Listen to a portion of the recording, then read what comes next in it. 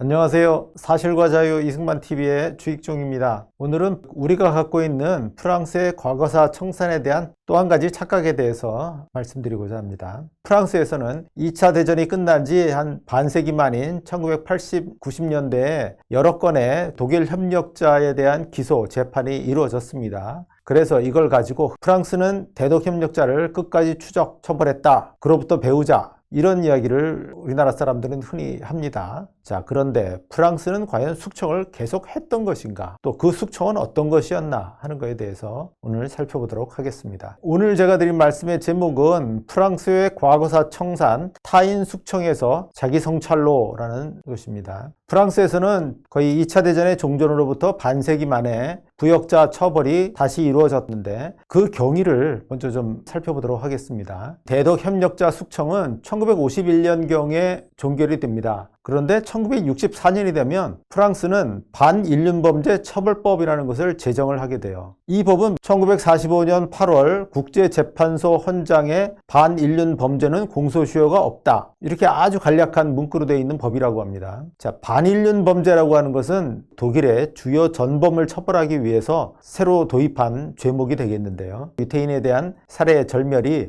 반인륜범죄의 한 죄목이고요. 또 하나는 정치적, 인종적, 종교적 이유로 박해하는 행위, 이것이 또 하나의 반인륜 범죄였습니다. 이 법의 도입으로 유태인 학살에 책임이 있는 자들은 언제라도 처벌받을 수 있게 되었고요. 반인륜 범죄 행위로서 처음으로 폭로된 것이 벨디브 사건입니다. 1942년 7월 16일과 17일에 걸쳐서 파리와 그 인근 지역에 그 외국계 유대인 13,000여 명이 체포가 됐고요. 그 중에 8,160명, 어린이가 절반이 넘는 4,115명이었다고 해요. 8,160명이 파리의 동계 경륜장이니까 실내 경기장이죠. 동계 경륜장인 벨로드롬 디베르, 줄여서 벨디브라는 곳에 수용되었다가 아우슈비츠로 보내져서 그 대부분이 살해당한 사건입니다. 지금 보시는 사진은 이 파리 벨디브의 외국계 유태인들을 수용한 모습이 되겠고요. 여기 사람들이 이렇게 누워있는 그런 모습들이 보입니다. 여기는 사람들이 앉아있기도 하고요. 이건 또 다른 사진이 되겠습니다. 이 트랙 안쪽에도 사람들이 이렇게 모여 있습니다. 1942년 7월에 체포된 유대인들은 외국 국적의 유대인들이었고요. 원래 24,000명 정도를 검거하려고 했는데 그 중에 11,000명 정도는 다른 프랑스인들의 도움을 받거나 해서 체포를 면했고요. 13,000명 정도가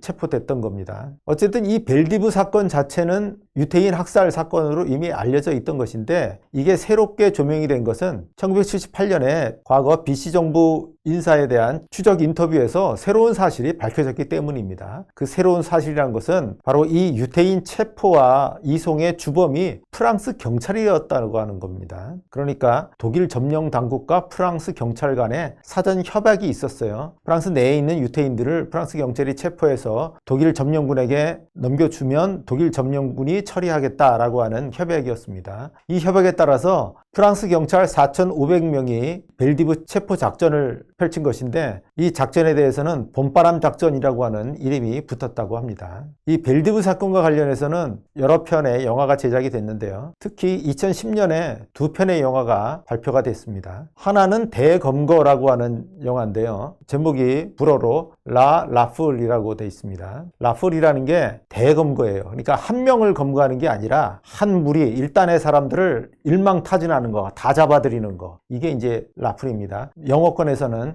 라운드업이라는 제목으로 발표가 됐습니다. 이 영화의 포스터를 보시면 총을 맨 사람이 어린이 2명을 끌고 가고 있어요. 이 어린이들은 가슴에 유대인 표식을 하고 있고요. 자, 이 복장을 보면 이건 누군가요? 프랑스 군 아니면 경찰이죠? 독일군 복장이 아니잖아요. 이 포스터의 이미지는 프랑스 경찰이 유태인 소년을 체포해서 수용소로 넘겼다는 것을 시사를 하고 있습니다. 이 두 장의 포스터 중에서 왼편에 있는 거는 좀 전에 보셨던 프랑스 경찰이 소년을 끌고 가는 거는 좀 작게 처리가 되어 있고요. 에펠탑이 나와 있어요. 그리고 주연 배우의 사진이 크게 나와 있는데요. 이거는 영어권에서 쓰였던 포스터입니다. 제목 자체는 그대로 라플이라고 되어 있고 그 대신 그 밑에 더 라운드업이라고 해서 일망타진한다는 말입니다. 이 장 르노는 유태인 의사로서 경륜장에 수용된 유태인들을 돌보다가 아우슈비츠까지 같이 가서 죽는 것으로 그렇게 나와 있습니다. 그리고 뒤에 있는 이 여성은 프랑스인 간호사입니다. 동계 경륜장에서 유태인 환자들을 돌봐줬던 간호사예요. 우리나라에서는 라운드업 이런 제목으로 개봉이 됐고요. 우리나라 포스터에서는 뭔가 소년들이 잡혀가지 않으려고 애를 쓰는 모습만 나와 있습니다. 그러니까 프랑스의 포스터에서는 누가 유태인들을 체포하고 이송을 했는지가 명확하게 나와 있는데 우리나라 포스터에서는 그렇지 못하다고 하는 것입니다. 어쨌든 이 라풀 또는 라운드업이라고 하는 영화는 유태인들을 체포를 해서 다른 수용소를 거쳐서 이송하고 아우슈비츠에서 이 유태인들을 학살하는 이 전 과정을 다루고 있고요. 그 중에서 용케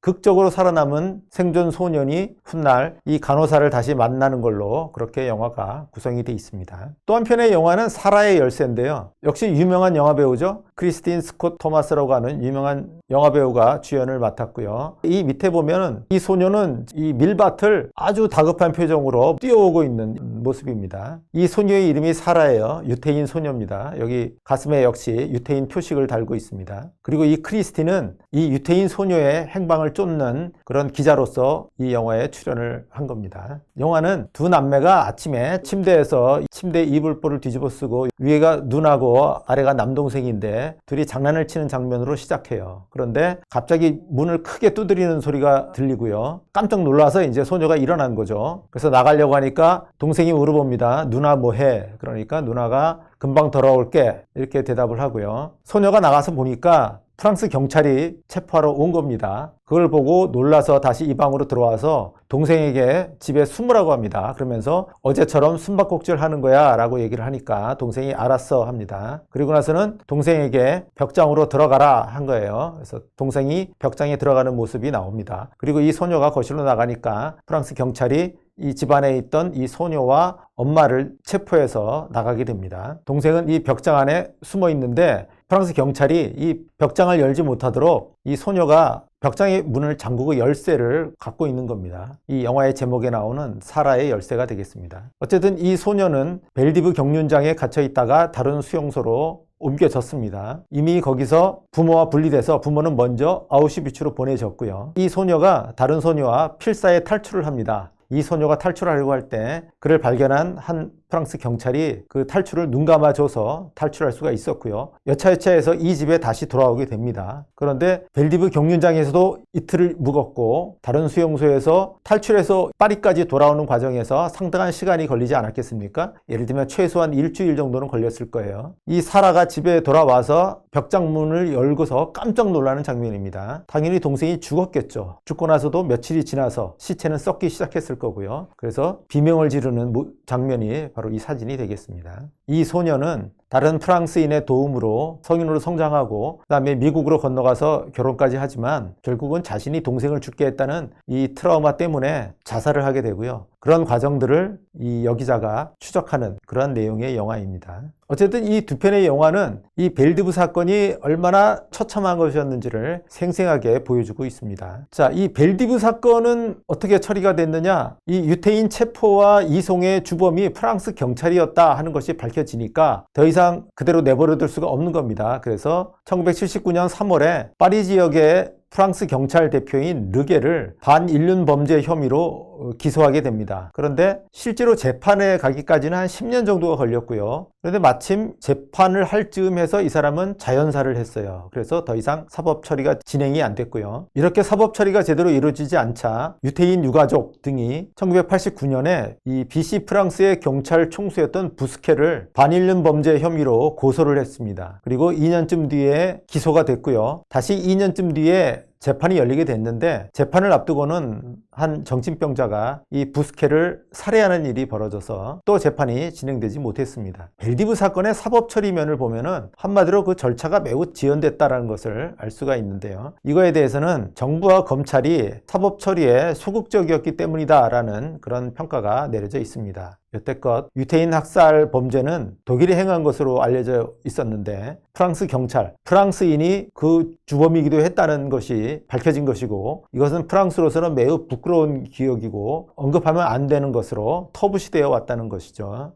더 이상 사법 처리를 할 수 없는 그런 상태가 되어버렸습니다. 그런데 이것으로 끝나는 것은 아닙니다. 왜냐하면 정치적으로는 여하튼 처리가 되어야 했기 때문이에요. 자, 1992년, 그러니까 벨디브 사건이 벌어진 지 딱 50년 됐던 해인데, 그해 6월에 한 단체에서 반인륜 범죄의 사법 처리가 지연되는 데 대한 항의 차원에서 당시 미테랑 대통령에게 청원서를 냅니다. BC 정부가 유태인 학살에 책임이 있음을 인정하라고 하는 내용이었어요. 좀 전에도 말씀드렸지만 그 전까지는 유태인 학살은 독일 점령 세력의 책임으로 되어 있었는데, 그게 아니라 BC 정부가 유태인 학살에 책임이 있다, 이것을 인정하라 라는 것을 프랑스 미테랑 대통령에게 요구를 했던 것입니다. 그런데 미테랑은 그건 BC 정부의 일이다, BC 정부와 프랑스 공화국은 아무 관련이 없다, 왜 남의 일을 나에게 묻느냐라는 식으로 답변을 했습니다. 즉 프랑스 공화국에 BC 범죄의 해명을 요구하지 말라라고 답변을 했던 겁니다. 그리고 7월 16일에 기념식에 50주년이니까 대통령도 참석하고 많은 정부 요인, 정치인들이 참석을 했는데, 보통 대통령이 참석하면 대통령이 뭔가 간단한 인사라도 연설이라도 해야 되지 않겠습니까? 그런데 이때 미테랑은 아무 말도 하지 않았다고 합니다. 그런데 넉 달 뒤에 제1차 대전의 종전 기념일에 새로운 사단이 벌어졌습니다. 11월 11일이에요. 이때 대통령 이름으로 페탱묘에 헌화가 된 겁니다. 페탱은 1차 대전의 프랑스의 영웅인데 동시에 BC 정권의 국가 수반으로서 대독 협력의 총책임자죠. 페탱묘에 대통령 이름으로 헌화가 되니까 이제 논란과 큰 반발이 일어났던 겁니다. 어떻게 미테랑은 벨디브 희생자에게 헌화를 하면서 또 그 가해자인 페탱에게 헌화를 하느냐, 말하자면 두 얼굴의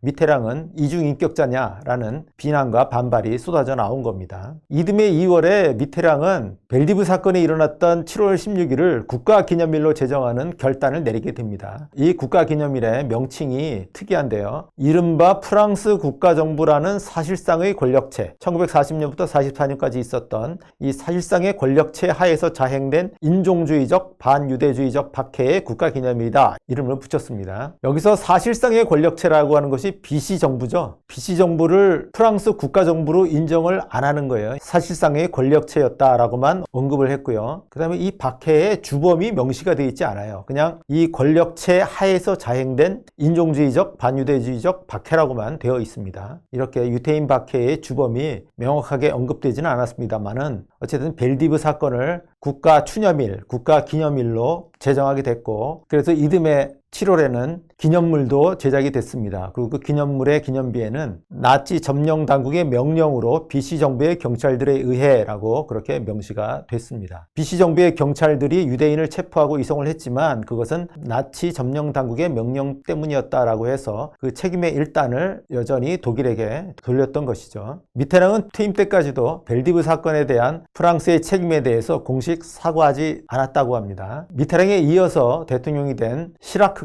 1995년에 제53주년 기념식에서 공식 사과를 하면서 프랑스인들과 프랑스 국가의 책임을 명시적으로 언급을 했습니다. 이로써 벨디브 사건에 대한 정치적인 처리도 일단락이 됐습니다. 그런 영향으로 아까 보셨던 프랑스 경찰이 유태인들을 체포하고 이송해서 학살에 이르게 되는 과정을 다루는 그런 영화들이 제작되고 개봉될 수 있었던 것입니다. 자, 요약하고 좀 정리를 해보겠습니다. 2차 대전 직후에 프랑스의 대독 부역자 처벌은 한마디로 타인 숙청이었어요. 그러니까 드골과 레지스탕스가 주체가 돼서 타인들을 독일에 부역한 BC 괴뢰 정부를 숙청을 한 겁니다. 프랑스에서는 이 대독 협력자들을 콜라보라고 불렀는데요. 우리로 치면은 친일파라든가 아니면 요즘 쓰는 토착 왜구, 이런 정도로 어감이 굉장히 안 좋은 그런 말이 되겠습니다. 그러니까 콜라보를 숙청하자라고 하는 것이 당시 드골과 레지스탕스의 외침이었고요. 그에 따라서 많은 대독 협력자들이 숙청이 됐던 겁니다. 그런데 그 이후에 역사 연구가 진행이 되고 또 새로운 사료가 발굴되고 증언이 채록되고 이런 과정에서 BC 정부는 단순한 괴뢰 정부가 아니라고 하는 게 밝혀집니다. BC 정부는 3공화국의 국회의원들이 합법적으로 의결해서 세운 정부였고요. 따라서 대의성을 갖춘 정부였고, 그 다음에 독일 점령군에 대해서도 상당한 자율성을 갖고 있었다고 하는 겁니다. 그리고 관련 사실들을 파헤칠수록 유태인 학살과 관련된 프랑스인의 맨 얼굴이 민나치 드러나기 시작한 겁니다. 바로 벨디브 사건에서처럼 말이죠. 그러니까 1980년대와 90년대에 진행된 벨디브 사건의 사법 처리라든가 정치적 처리의 과정은 끝까지 대독 협력자를 추적해서 응징한다는 그런 게 아니었어요. 그거는 정말 황당한 해석이고요. 이 벨디브 사건의 사법적, 정치적인 처리의 귀결점은 BC 프랑스도 프랑스의 일부라는 것이고, 그리고 당시의 프랑스인들도 유태인 학살의 공범이라고 하는 것이었어요. 즉 그러한 자기 성찰이 이 벨디브 사건의 사법적, 정치적 처리의 귀결점이다 하는 겁니다. 1940년대에 프랑스의 과거사 청산이 콜라보를 숙청하라라고 하는 것이었다고 하면 1980년대, 특히 90년대에 프랑스의 과거사 청산은 우리도 콜라보였다라고 하는 자기 성찰, 자기 반성이었습니다. 그런데 이러한 자기 성찰이라든가 자기 반성은 매우 고통스러운 것이죠. 자신도 떳떳하지 못한 유태인 학살의 공범이다라고 하는 인식을 갖게 되는 것이기 때문에 매우 고통스러운 과정이었고요. 따라서 몹시 꾸물거리고 미적거리는 과정으로 진행이 될 수밖에 없었습니다. 이러한 프랑스의 경험은 오늘날 우리에게 뭘 시사해 줄까요? 자, 저들은 친일파고 나나 우리는 피해자다. 나는 협력과 무관하다고 하는 것이 친일 청산론입니다. 그러나 역사적인 사실은 그렇게 단순하지 않았습니다. 일제 말의 여러 가지 관련 사실들을 들춰보면 들춰볼수록 저들만이 아니라 우리 역시 협력자였다는 것을 알게 됩니다. 단적으로 일본이 1938년부터 43년까지 육군 특별지원병 제도를 시행을 했는데 그 지원 경쟁률이 무려 40대 1이었습니다. 지금 구급 공무원 경쟁률이 어느 정도 될까요? 비슷하지 않을까요? 역시 일제 말에 일본이 모집, 관할산, 징용 등으로 정책적으로 노무동원한 숫자가 70만 명 정도 됩니다. 그런데 그보다 훨씬 많은 100만 명 정도의 사람이 자유도항의 형태로 이 일제 말에 일본으로 건너갔습니다. 지난 시간에도 제가 말씀드렸지만 쌀 공출이라든가 노무동원에는 수많은 협력자들이 관여가 돼 있고요. 바로 그렇기 때문에 한국 사학자 중에 윤해동 씨는 일찍이 오래전에 식민지의 회색지대라는 책을 펴낸 바가 있습니다. 우리는 흔히 식민지배기를 흑백구도로, 선악구도로 이해를 합니다. 일본의 억압수탈, 그리고 그와 손잡은 악질적인 친일파, 그 대극에 피해를 입은 대다수의 한국인들, 이런 구도로 이해를 하지만 이 윤해동 씨는 회색지대라고 해서 흑백으로 나눠지는 게 아니라 때로는 협력하면서 때로는 저항하는 그런 사람들이 당시 한국인들 대다수의 모습이었다고 그렇게 이야기를 했습니다. 그래서 거기에 식민지의 회색지대라는 이름을 붙였던 것이고요. 오늘 말씀드린 프랑스의 경험을 돌이켜보면은 우리도 타인으로서의 친일 청산이 아니라 자기 성찰, 자기 비판이 필요하다는 것을 알게 됩니다. 그래야 타국과도 또 우리 내부 간에도 갈등과 마찰을 줄일 수 있기 때문입니다. 같은 국민에 대해서 친일파다 또는 토착외구다라고 몰아붙이고 공격을 해서는 갈등과 마찰이 영구히 지속될 뿐입니다. 타인으로서의 친일 청산이 아니라 자기 성찰, 자기 비판을 할 때 타국과도 또 우리 내부 간에도 갈등과 마찰을 줄일 수 있게 될 것입니다. 네, 오늘 여기까지 말씀드리겠습니다. 감사합니다.